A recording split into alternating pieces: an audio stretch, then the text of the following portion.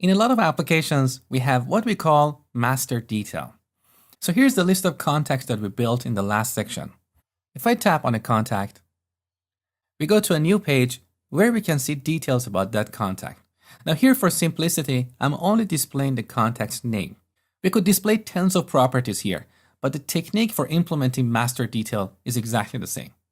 Also, note that the page title is set to the contact's name. So let's see how we can implement a very simple master detail in Xamarin Forms. In this demo, I'll be working with two pages. Contacts page, where we have a list view to display the list of contacts. And we also have contact detail page, where we have a label to display contact's name. Now, if you want to code along with me, you can download both these pages in a zip file attached to this lecture. So let's see what's involved in implementing master detail. First, I'm going to go in the contacts page. When the user taps on a contact, we want to navigate them to the target page. So the first step is to handle the selection.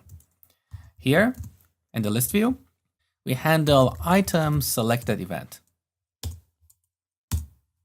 So you can see in the code behind, I've initialized item source to a list with two contacts. Again, this is available for you to download as part of this lecture.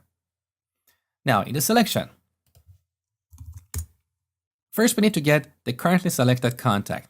So e.selectedItem as contact. Now we want to send the user to the target page. So we use the navigation property for that. Navigation dot push async. The target page is new contact detail page. Now, as part of the navigation, we need to send this contact object to the target page. How can we do it?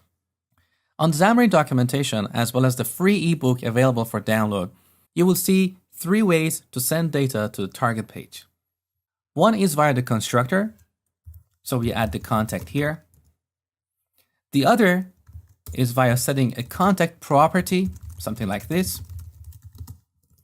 And the third way is to set the binding context, like this.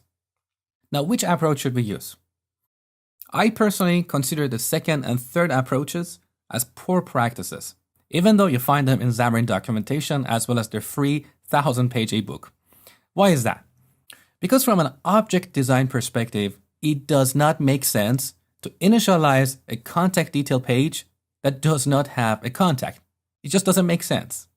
This page is responsible for displaying a contact, so contact should be given to this class at the time of initialization.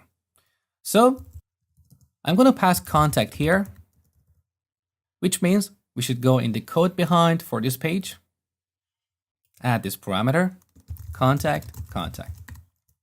I also want to make sure that this contact is not null. So if contact is null, throw new argument null exception. Let's resolve the namespace. So that's in the system namespace. This technique is what we call defensive programming, and it's a way to ensure that our objects are in the right state. And with this, we can prevent further problems down the track. So we send the contact object here. Now it's the responsibility of this class to set its binding context. So binding context, we set it to this contact. Now in the XAML file, since this contact is in our binding context, we can use a binding expression here. So I'm going to bind the text property of the label to the name of the contact.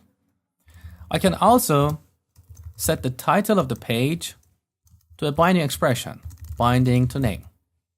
And of course, here we could have 10 other labels to display other properties of a contact. Now the last step. In the app class, we want to wrap this in a new navigation page like this. Let's run the application. So we tap a contact, we go to the target page. Beautiful. Just one problem. The item is still selected, so we need to explicitly deselect it.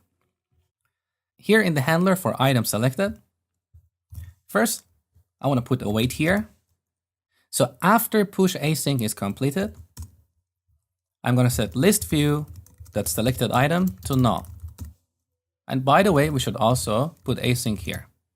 Now, if we run this application now, when we set selected item to null, this is going to trigger another item selected event. So here in this handler, first we want to make sure that e.selected item is not null. So if it's null, we want to return immediately. Let's run the application again. So tab, come back, and the item is deselected. So this is how we implement a very simple master detail. We also have a type of page called master detail page, and that's the topic for the next lecture.